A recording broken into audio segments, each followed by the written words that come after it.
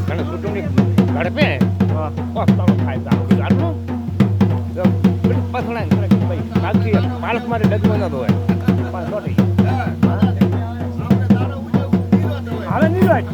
હવે નીરજ ઉભો ખમતો હશે હવે ખમતો રે